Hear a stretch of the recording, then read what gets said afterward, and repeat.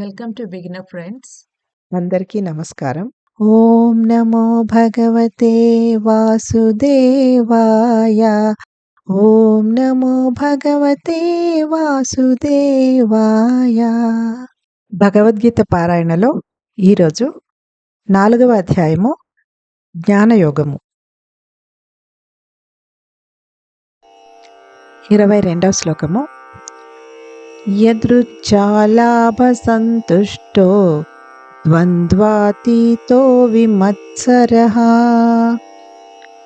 సమః సిద్ధావసిద్ధౌ చ కృత్వాపి న నిబధ్యతే.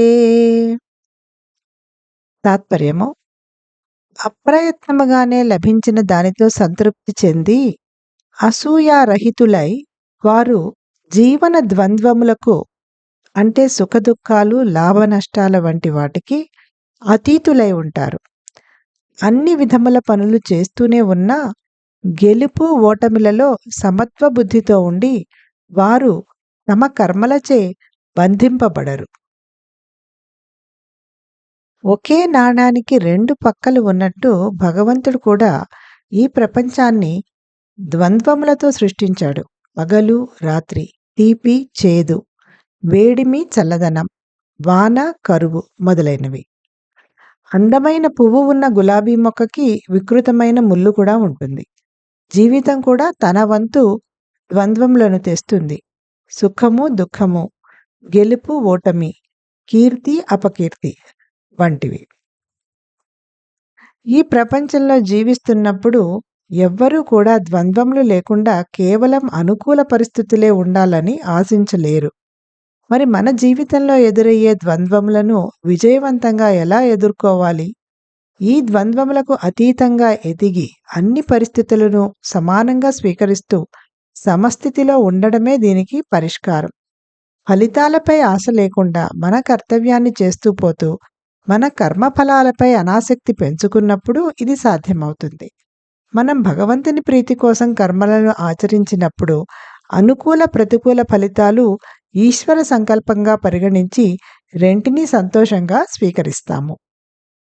Meaning of the shloka is: content with whatever gain comes of its own accord and free from envy, they are beyond the dualities of life. Being equipoised in success and failure, they are not bound by their actions even while performing all kinds of activities.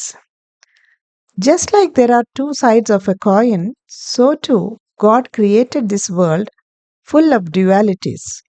Like there is day and night, sweetness and sourness, hot and cold, rain and drought.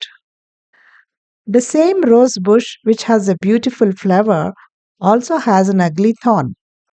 Life too brings its share of dualities, happiness and distress, victory and defeat, success and failure, fame and notoriety. While living in this world, nobody can hope to neutralize the dualities to have only one positive experience. Then how can we successfully deal with the dualities that come our way in our lives?